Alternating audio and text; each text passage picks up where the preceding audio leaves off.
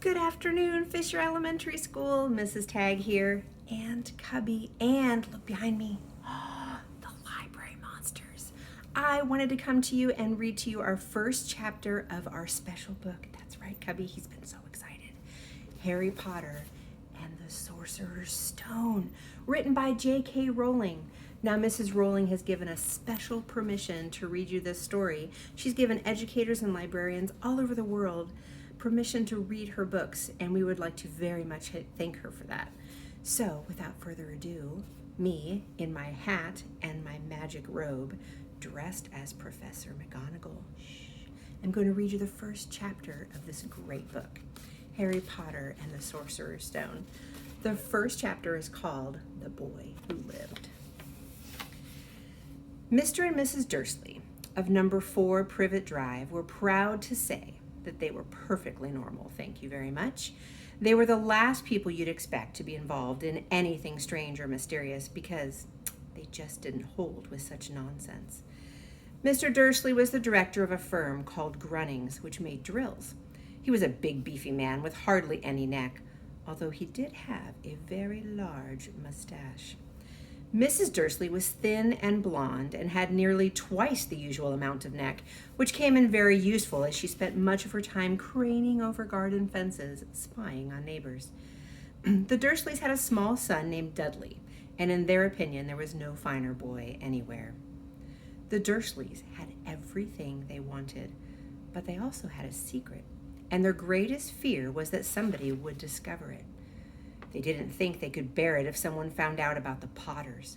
Mrs. Potter was Mrs. Dursley's sister, but they hadn't met for several years. In fact, Mrs. Dursley pretended she didn't even have a sister, because her sister and her good-for-nothing husband were as un-Dursleyish as possible to be. The Dursleys shuddered to think what the neighbors would say if Potters arrived on the street. The Dursleys knew that the Potters had a small son too, but they had never seen him. This boy was another good reason for keeping the Potters away. They didn't want Dudley mixing with a child like that. When Mr. and Mrs. Dursley woke up on the dull gray Tuesday our story starts, there was nothing about the cloudy sky outside to suggest that strange and mysterious things would soon be happening all over the country. Mr. Dursley hummed as he picked out his most boring tie for work, and Mrs. Dursley gossiped away happily as she wrestled a screaming Dudley into his high chair. None of them noticed a very large tawny owl flutter past the window. At 8:30, Mr. Dursley picked up his briefcase, pecked Mrs. Dursley on the cheek, and tried to kiss Dudley goodbye, but missed because Dudley was now having a tantrum and throwing his cereal at the walls. Little tyke, chortled Mr. Dursley as he left the house. He got into his car and backed out of number 4's drive. It was on the corner of the street that he noticed the first sign of something peculiar, a cat reading a map. For a second, Mr. Dursley didn't realize what he had seen. Then he jerked his head around to look again. There was a tabby cat standing on the corner of Privet Drive, but there wasn't a map in sight. What could he have been thinking of? It must have been a trick of the light. Mr. Dursley blinked and stared at the cat. It stared back. As Mr. Dursley drove around the corner and up the road, he watched the cat in his mirror. It was now reading the sign that said Privet Drive. No, looking at the sign. Cats couldn't read maps or signs. Mr. Dursley gave himself a little shake and put the cat out of his mind. As he drove toward town, he thought of nothing except a large order of drills he was hoping to get that day. But on the edge of town, drills were driven out of his mind by something else. As he sat in the usual morning traffic jam, he couldn't help noticing there seemed to be a lot of strangely dressed people around. People in cloaks. Mr. Dursley couldn't bear people who dressed in funny clothes. The get-ups you saw in young people. He supposed it was some stupid new fashion. He drummed his fingers on the steering wheel, and his eyes fell on a huddle of these weirdos standing quite close by. They were whispering excitedly together. Mr. Dursley was enraged to see that a couple of them weren't young at all. Why, that man had to be older than he was, and wearing an emerald green cloak. The nerve of him! But then it struck Mr. Dursley that this was probably some silly stunt. These people were obviously collecting for something. Yes, that would be it. The traffic moved on, and a few minutes later, Mr. Dursley arrived at the Grunnings parking lot, his mind back on drills. Mr. Dursley always sat with his back to the window in his office on the 9th floor. If he hadn't, he might have found it harder to concentrate on drills that morning. He didn't see the owls swooping past in broad daylight, though people down in the street did. They pointed and gazed open-mouthed as owl after owl sped overhead. Most of them had never seen an owl even in nighttime. Mr. Dursley, however, had a perfectly normal owl-free morning. He yelled at 5 different people, he made several important phone calls, and shouted a bit more. He was in a very good mood until lunchtime, when he thought he'd stretch his legs and walk across the road to buy himself a bun from the bakery. He'd forgotten all about the people in cloaks until he passed a group of them next to the baker's. He eyed them angrily as he passed. He didn't know why, but they made him uneasy. This bunch were whispering excitedly too, and he couldn't see a single collecting tin. It was on his way back past them, clutching a large donut in his bag, that he caught a few words of what they were saying. The Potters. That's right. That's what I heard. Yes, their son, Harry. Mr. Dursley stopped dead. Fear flooded him. He looked back at the whisperers as if he wanted to say something to them, but thought better of it. He dashed across the road, hurried up to his office, snapped at his secretary to not disturb him, seized his telephone, and had almost finished dialing his home number when he changed his mind. He put the receiver back down and stroked his mustache, thinking, no, he was being stupid. Potter wasn't such an unusual name. He was sure there were lots of people called Potter who had a son called Harry. Come to think of it, he wasn't even sure his nephew was called Harry. He'd never even seen the boy. It might have been Harvey or Harold. There was no point in worrying the Dursleys. They always got so upset at any mention of her sister. He didn't blame her if he'd had a sister like that. But all the same, those people in cloaks. He found it a lot harder to concentrate on drills that afternoon, and when he left the building at 5 o'clock, he was still so worried that he walked straight into someone just outside the door. Sorry, he grunted as the tiny old man stumbled and almost fell. It was a few seconds before Mr. Dursley realized that the man was wearing a violet cloak. He didn't seem at all upset about being almost knocked to the ground. On the contrary, his face split into a wide smile, and he said in a squeaky voice that made passers-by stare, "Oh, don't be sorry, my dear sir, for nothing could upset me today. Rejoice, for you know who is gone at last. Even muggles like yourself should be celebrating this happy, happy day." And the old man hugged Mr. Dursley around the middle and walked off. Mr. Dursley stood rooted at the spot. He had been hugged by a complete stranger. He also thought he had been called a muggle, whatever that was. He was rattled. He hurried to his car and set off for home, hoping he was imagining things which he had never hoped before because he did not approve of imagination. As he pulled into the driveway of number 4, the first thing he saw, and it didn't improve his mood, was the tabby cat he'd spotted that very morning. It was now sitting on his garden wall. He was sure it was the same one. It had the same markings around its eyes. "Shoo!" said Mr. Dursley loudly. The cat didn't move. It just gave him a stern look. Was this normal cat behavior? Mr. Dursley wondered. Trying to pull himself together, he let himself into the house. He was still determined not to mention anything to his wife. Mrs. Dursley had a nice, normal day. She told him over dinner all about Mrs. Next Door's problems with her daughter and how Dudley had learned a new word, won't. Mr. Dursley tried to act normally. When Dudley had been put to bed, he went to the living room in time to catch the last report on the evening news. And finally, bird watchers everywhere have reported that the nation's owls have been behaving very unusually today. Although owls normally hunt at night and are hardly ever seen in daylight, there have been hundreds of sightings of these birds flying in every direction since sunrise. Experts are unable to explain why the owls have suddenly changed their sleeping pattern. The newscaster allowed himself to grin.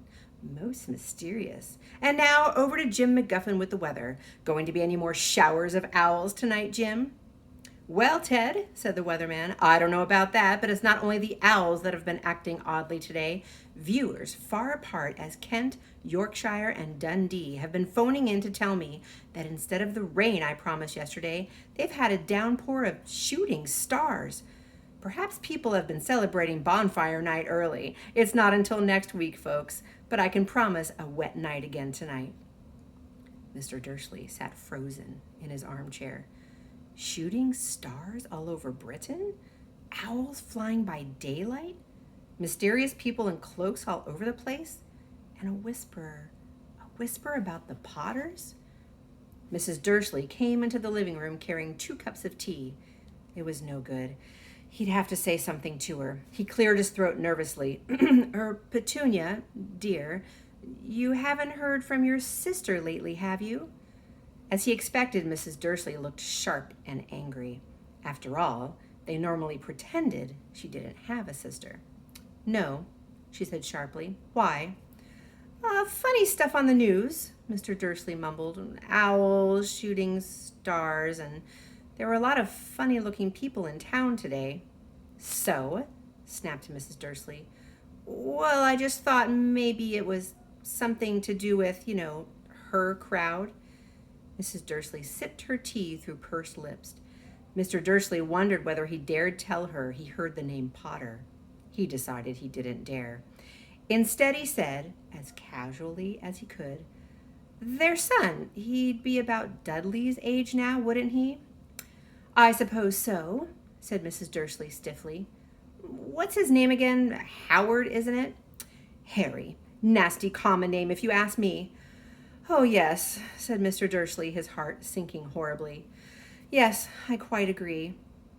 He didn't say another word on the subject as they went upstairs to bed. While Mrs. Dursley was in the bathroom, Mr. Dursley crept to the bedroom window and peered down at the front garden. The cat was still there. It was staring down Privet Drive as though it were waiting for something.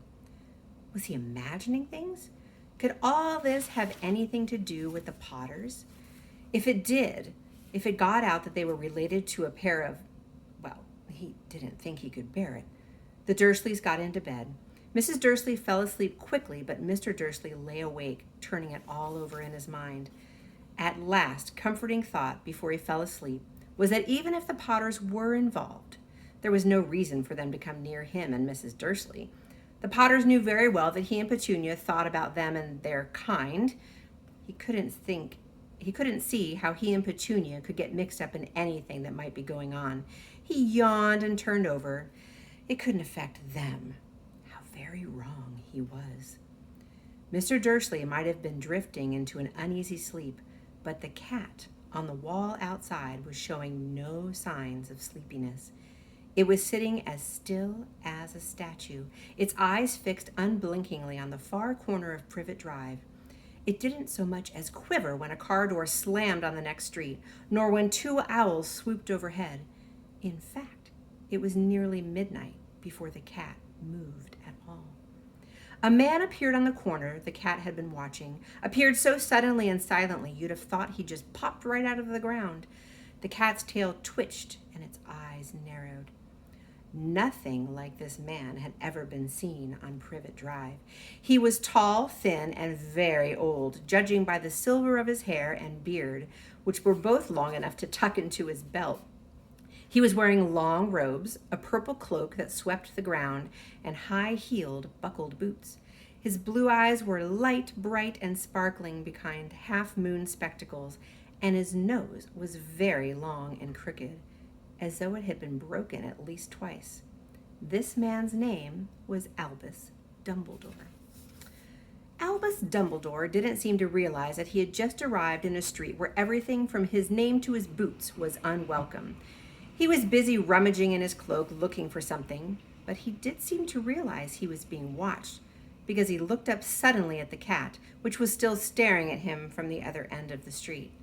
For some reason, the sight of the cat seemed to amuse him. He chuckled and muttered, "I should have known."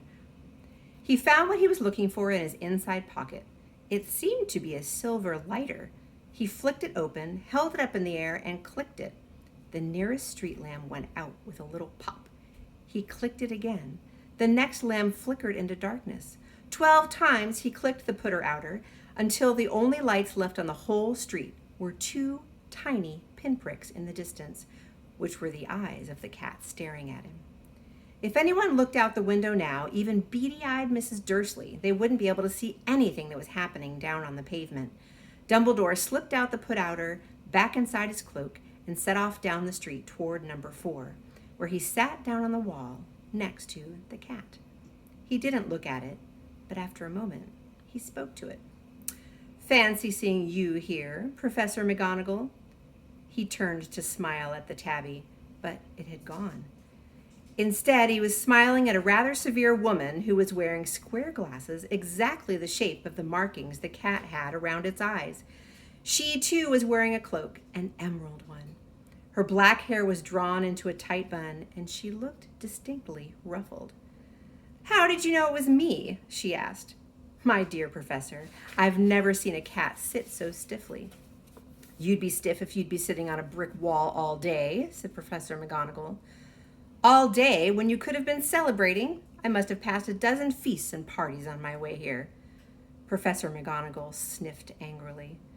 "Oh, yes, everyone's celebrating all right," she said impatiently. "You'd think they'd been a bit more careful, but no, even the Muggles have noticed something going on.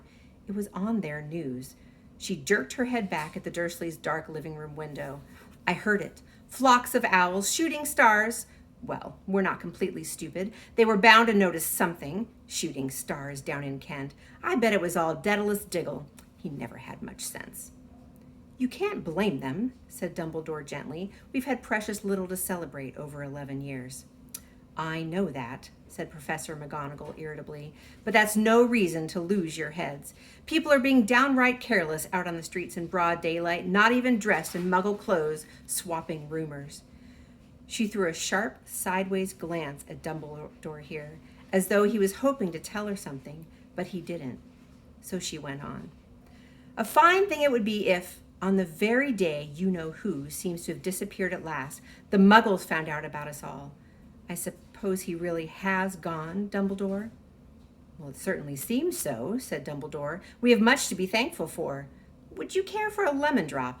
"A what?" "A lemon drop. They're a kind of Muggle sweet I'm fond of." "No, thank you," said Professor McGonagall coldly, as though she didn't think this was the moment for lemon drops.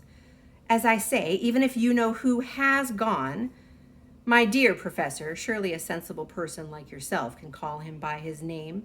You know who nonsense. For 11 years I've been trying to persuade people to call him by his proper name, Voldemort."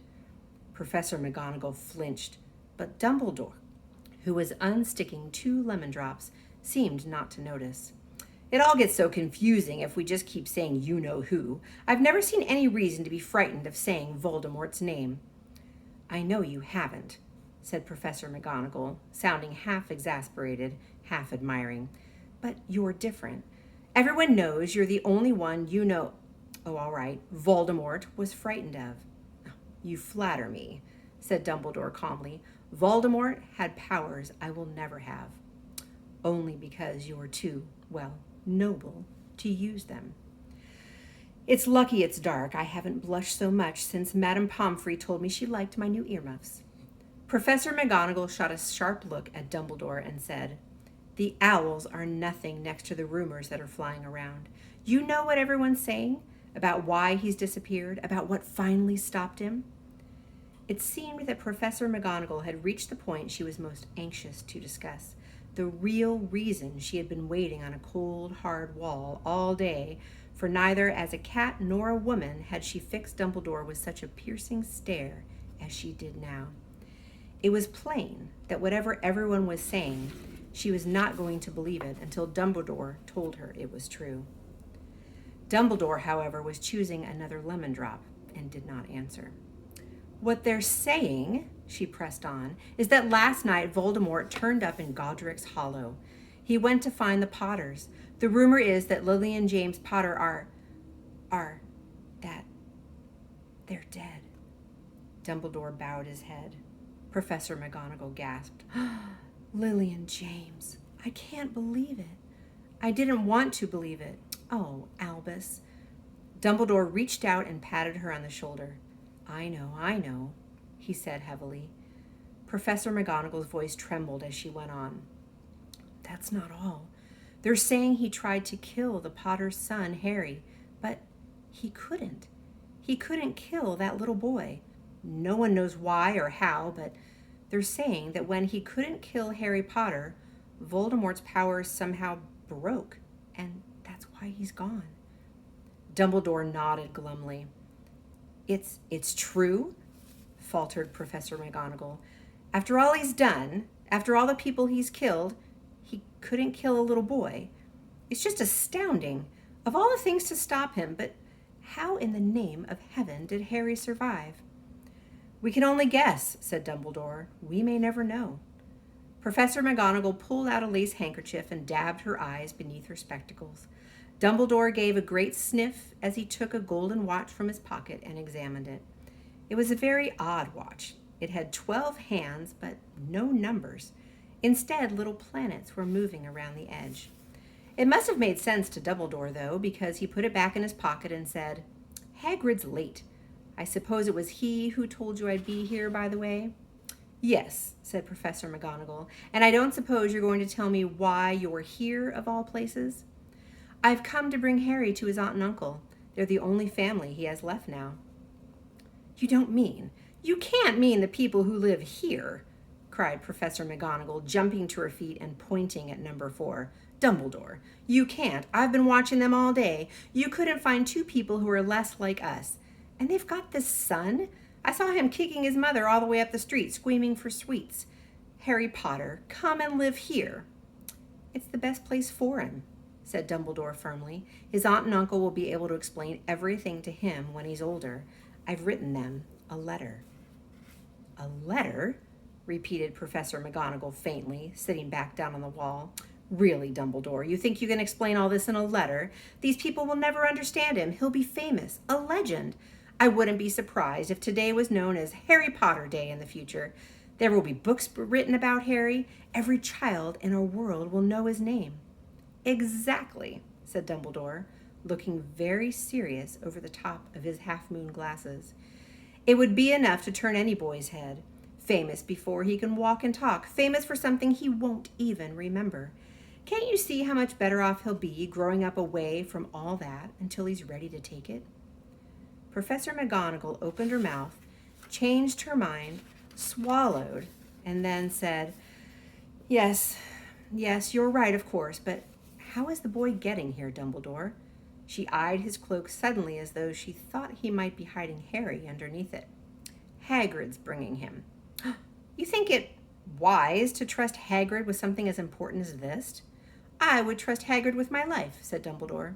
Well, I'm not saying his heart isn't in the right place, said Professor McGonagall grudgingly, but you can't pretend he's not careless.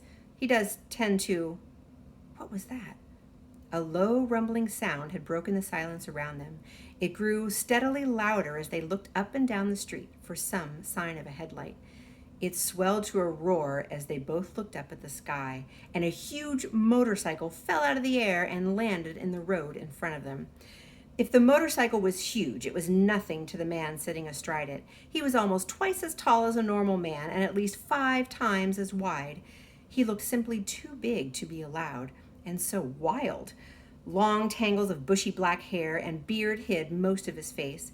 He had hands the size of trash cans lids, and feet in their leather boots were like baby dolphins. In his vast muscular arms, he was holding a bundle of blankets.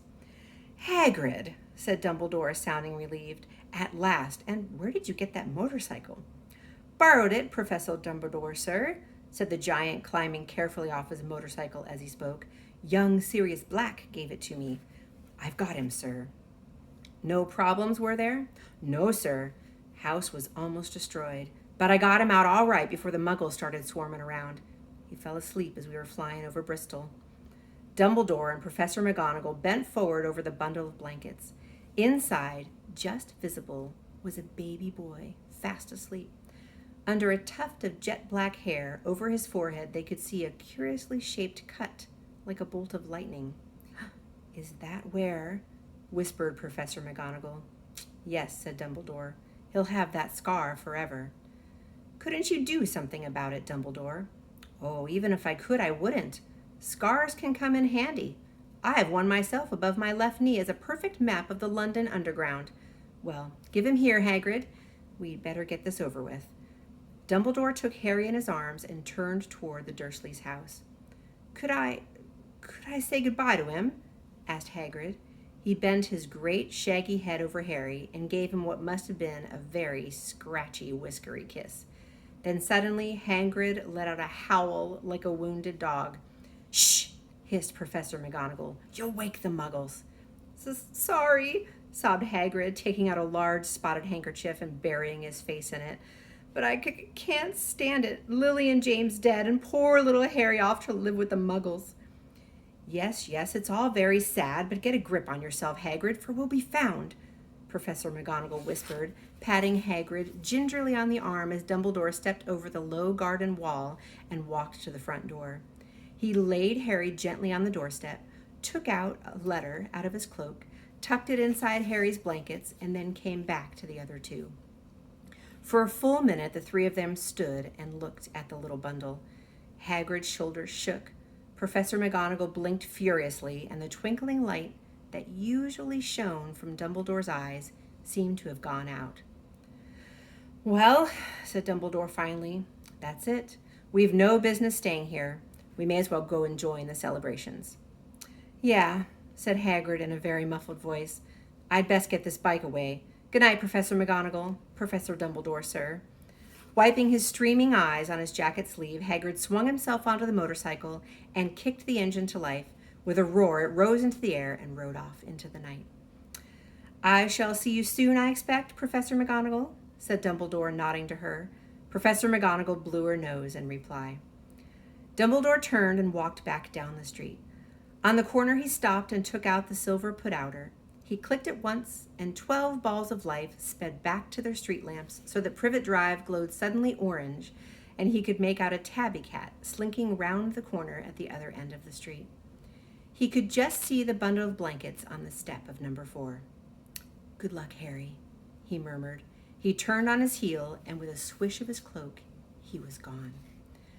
A breeze ruffled the neat edges of Privet Drive, which lay silent and tidy under the inky sky, the very last place you would expect astonishing things to happen. Harry Potter rolled over inside his blankets without waking up. One small hand closed on the letter beside him, and he slept on, not knowing he was special, not knowing he was famous, not knowing he would be woken in a few hours' time by Mrs. Dursley's scream as she opened the front door to put out the milk bottles, nor that he would spend the next few weeks being prodded and pinched by his cousin Dudley. He didn't know that at this very moment, people meeting in secret all over the country were holding up their glasses and saying in hushed voices, "To Harry Potter, the boy who lived." That's the end of Chapter 1. I hope you enjoyed it. Join me on Friday for Chapter 2 called The Vanishing Glass. Until then, have a really great week. I miss you all. Bye.